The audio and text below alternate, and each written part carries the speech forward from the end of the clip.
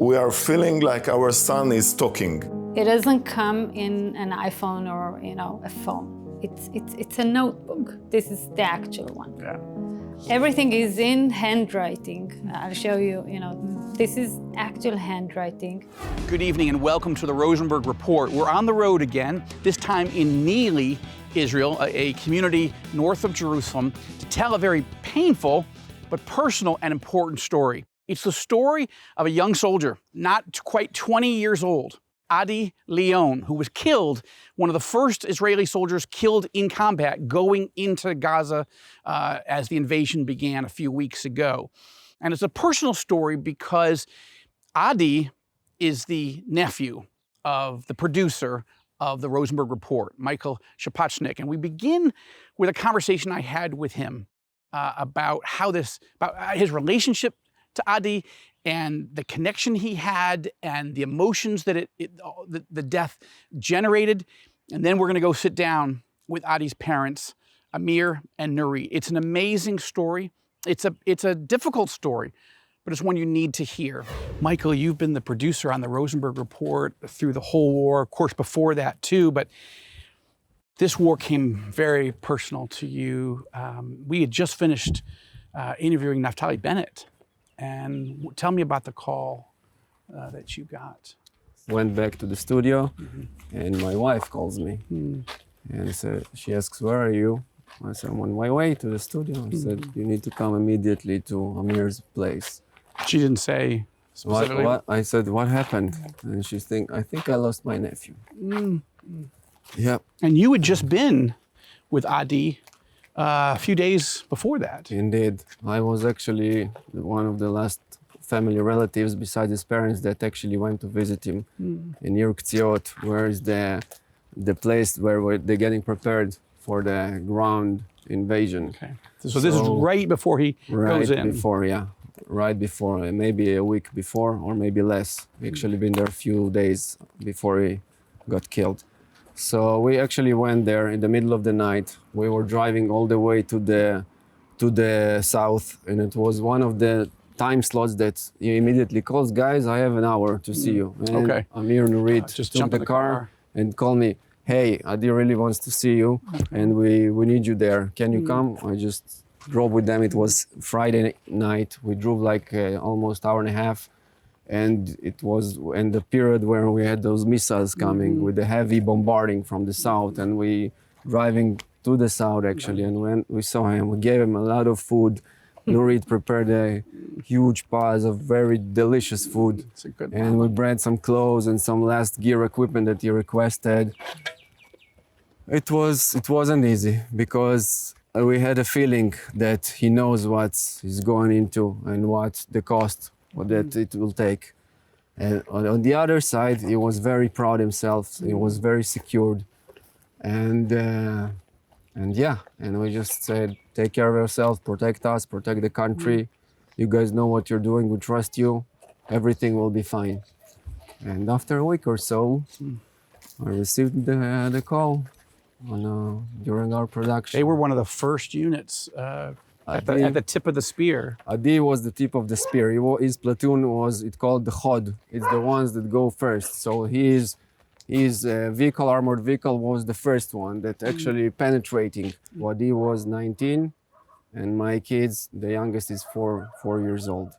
And they knew each other. We are very close. Our family is very close. So we met almost every weekend. We had meals and dinners, Shabbat dinners together. And we knew him very well. Thank you for inviting me to come to the Shiva, to sit with your family and just to cry together and be together. And your mom, it's interesting, she said that those first 3 days, she'd never seen you just weep really for 3 days straight. But it hit you very hard. He had so many friends from a lot of communities. And you can see in the Shiva, there were like hundreds of people coming to say goodbye every day, almost every day. And you saw it from firsthand when you came as well. It's an honor for us as a small nation in the country that people honor others and remember and never forget and support. And the result of when you see such a major happens and events in our country. So, and since we're a relatively small country, it affects immediately your family. I'll say. Suddenly, it's come directly to you. And we, as the nation and the people, the human beings, paying the first price for that war. And hope it won't be in vain. It won't be in vain. For sure. Let's go in and meet his parents. Amir, Nurit, thank you so much for sitting down with me and sharing the story of your oldest child, your only son, Adi. He, in many ways, for all the hundreds of soldiers and, of course, many, many civilians that have been killed, his story has really connected with Israelis. President Herzog mentioning Adi and this famous letter that went viral in a speech that he gave. People making cakes that was Adi's favorite cake. We're going to get into all of that in a few minutes. But if I can just start with just a portion of this letter that he wrote. All soldiers are supposed to write a letter. Maybe they don't all do it, but Adi did, just in case. And it's very moving to me. And I just want to start here because I think it frames who your son is and who you are. He wrote, "I am leaving for this war with the knowledge that I may not return, but I believe with a full heart in what I'm doing. We do not have any other country, and now it is my turn to defend her and to avenge the lives of our innocent citizens and soldiers, the babies, the elderly, and the women who are simply helpless against the Hamas inferno. This is how my parents raised me, and I believe it. I hope you will remember me, Adi." Let's start with the day you heard this news, October 31st. Nurit was at home. I was in my office. You're a lawyer, a partner in a major firm. Yes. And they came first here, 2 soldiers, in 2 o'clock, 2 p.m. And Nurit felt that something happened before. She felt like she had a heart attack 3 hours before, something like 11 o'clock, something like that. I was in a Zoom meeting with our CEO. You're a CFO of a fintech company? Yeah, I'm a CFO in a fintech company. And it was a regular, Zoom meeting, standard working day. I was working from home. I'm working just at the upper floor. But around 10:30, 11, I felt horrible. I had a heart attack, really. And I didn't want to worry Amir. And he was in Jerusalem. And at around 2 p.m., they came over. They knocked on the door. I was crying my heart out. It's not something that you can control. Yeah. Especially, from the 7th of the month, we were very, very scared. It's not just his regular army service. Right. He was almost 3 years already in the army. He was supposed to be discharged. The end of his service was around April, mid-April. Okay. So it was really the end. So it's not something that you can control. It's your worst nightmare. October 7, we met Adi 3 times. We met him, and in the first time, we told him that we're proud of him. We are after him, and he did the right things, and he is in the injunction of the history of Israel. And he told us back that he's very happy to hear, because it was important to him to hear that we are supported him. Yeah. Yes. And we believe, I think everyone in Israel believe that this is a war that, we have no other choice, and it's in a big consensus. This is what we believe. And Adi believe in what he is doing, you read it. And he says, this is a powerful line that this line alone has gone viral. We do not have any other country, and now it's my turn to defend her. Yeah, yes. He believed it. Have a look how he signed. He signed his name. With a heart. With a and heart. The Star of David. And the Star of David. He was a Zionist in his heart and in his soul. This is how, it's so reflected at the end of the letter. The most amazing thing that I've heard about that letter is there was a funeral a couple of days after this was published. And the father of the soldier that died said something like, if my son would have written a letter, this is what he would have written. And he read the last page that you read on his son's grave. So it became something that people somewhat they connected with. You mentioned to me earlier today that you don't think of yourselves as in front of, on stage, you're behind the scenes people, right? So how did the letter become public? We got it in the middle of the night, 2 days after the funeral. Okay. It was in Adi's bag, and this, although it was a closure, from a lot of aspects, it broke our hearts. And we were discussing with each other, what will we do with it? Because we understood that there is some kind of, it's like the last page is like, how you call it? Like a will. Like a will, yeah. Adi will. Yeah. It's, it's not like he had possessions, but he had a message that he wanted to share. He had a message, and we thought between ourselves, okay, do we want to publish maybe part of it? And then his sister, Zohar, simply put everything into her Instagram. Okay.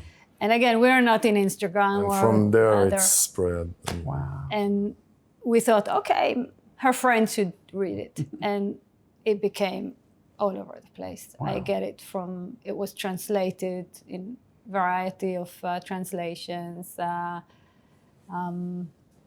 We get it from everywhere. Many people came here and told us that they read the whole letter, and they feel like it's like a self-son, their own son. We read it. We are feeling like our son is talking. It doesn't come in an iPhone or a phone. It's a notebook. This is the actual one. Yeah. Everything is in handwriting. I'll show you. This is actual handwriting. Very little deletion. It was very fluent, and he had the sequence: parents, sister, big sister, little sister, the younger one, his wider family, his friends, and then the country. It was something that was very fluent to him, and you see little pieces of his personality. His youngest daughter, the youngest sister, he has more of a personal, like a Oriki, I think was his personal name for her. It was her nickname, and he knew what she needed. The last sentence was, if you want to, you can speak to me in your thoughts. And he drew a small cat. Small cat, yeah, I saw it. Yeah, it had smaller than your real cat, which is larger. we're cat people. But he knew what touches her. And Zohar, he simply just gave her to be the eldest child. And she, it was so meaningful to her. She said to me, I didn't know he loved me so much, in that sense, So, and for us also, when he grew up, he did everything that he shouldn't have. And to read, something like "You were my whole world," it's... Sometimes we don't hear that stuff till the wedding, when somebody shares a toast or some other point in your life, but you almost didn't get to hear it, right? I mean, he was a normal boy who was growing up trying to find his way, but a brave young man. Wow. Yeah. So Now, it's also been interesting, again, the president of the country, Isaac Herzog, quoting your son. Also, this cake. Yesterday was a memorial day for Mifza Kadesh, one of the Israeli war, and the president remember him and a sentence from his letter. And yes, it was amazing to hear it. שבוע שעבר, 67 שנים אחרי נפילתו של אריק, נפל לוחם צה"ל, סמל ראשון עדי ליאון, במהלך הקרבות ברצועת עזה. טרם כניסתו לרצועה, גם עדי, כמו אריק, כתב להוריו.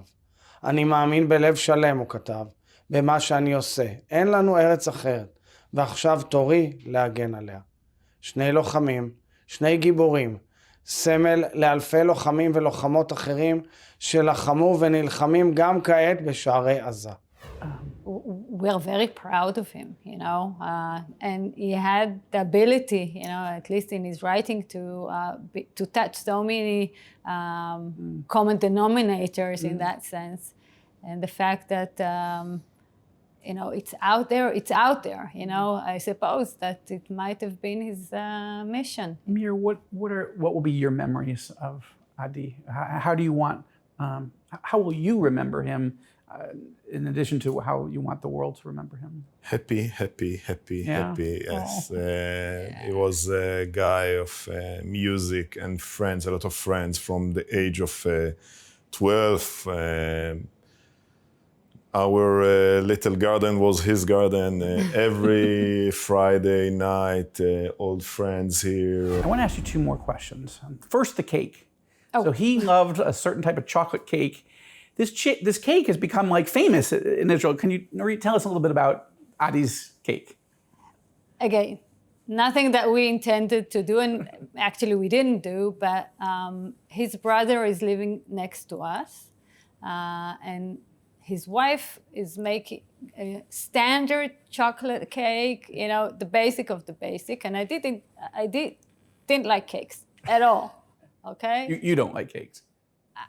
I'm not an example, but he's But he loved this cake, and he loved. This is the only cake that he liked. And when everyone here in Nili were so sad, she published in such a WhatsApp woman group that we had in Nili the recipe for the cake, and a couple of words that something like this is the only cake that I liked, and if you want, you can do it for his honor on Friday. Okay. And then someone else took it and make it like a brochure, with his picture and with the recipe and the couple of words, few words about him and everything.